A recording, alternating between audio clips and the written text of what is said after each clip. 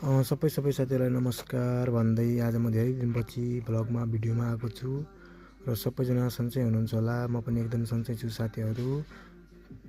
म अब हाम्रो गाडी एक्सिडेन्ट भएको ठाउँमा जाँदैछु वीरगन्ज। लगभग यहाँदेखि 30-35 किलोमिटर छ हेटौडादेखि।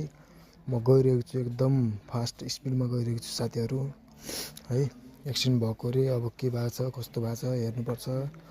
त्यसपछि अब पुलिस केस पनि गर्नु पर्यो, तर ट्र्याक्टरमा ठोकेको रे, ट्र्याक्टरवाला भागिसक्यो रे। अब के गर्ने हो त्यही भएर मलाई पठाएको छ साथीहरू।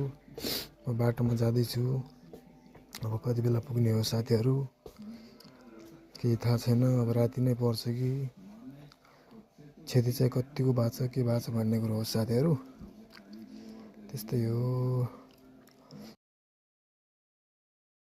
साथीहरू। म फाइनल्ली अब गाडी एक्सिडेन्ट भएको ठाउँमा पुगिसकेको छु।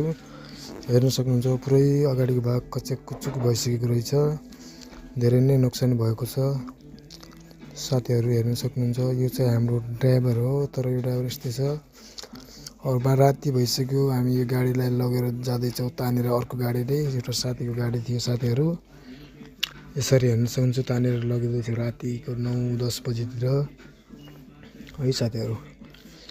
म चाहिँ यता वीरगन्जमै बस्छु, गाडी चाहिँ लगेर गइसक्यो। म चाहिँ भोलि बिहानै आउँछु होला साथीहरू। बिहान फेरि कति चिसो हुने हो। ओके साथीहरू, म अब निस्किएको बिहानको 7 बजेर कति 45 मिनट भएको छ। म अब हेटौडा निस्किएँ साथीहरू। हेर्न सक्नुहुन्छ कति कुहिरो लागेर हुस्सु लाएर पुरै खत्तम छ साथीहरू। यो चाहिँ देख्न सक्नुहुन्छ पर्सा राष्ट्रिय निकुञ्ज है साथीहरू। यो चाहिँ पर्सा राष्ट्रिय निकुञ्जको बिच जङ्गलमा मेन पोइन्ट हो है। सानो कार्यालयहरू छ, अनि यता भित्र जङ्गल जाने बाटो छ। यो बाटो हुँदै म आउँछु पर्सा राष्ट्रिय निकुञ्ज हुँदै आएको साथीहरू।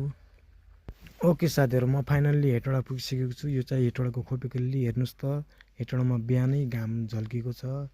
उता घाम थिएन भने यहाँ चाहिँ बिहानै घाम झल्केको छ। हेटौडा यस्तो राम्रो ठाउँ छ साथीहरू। ओके बाई साथीहरू, आजको ब्लग कस्तो लाग्यो हेर्नु होला है त।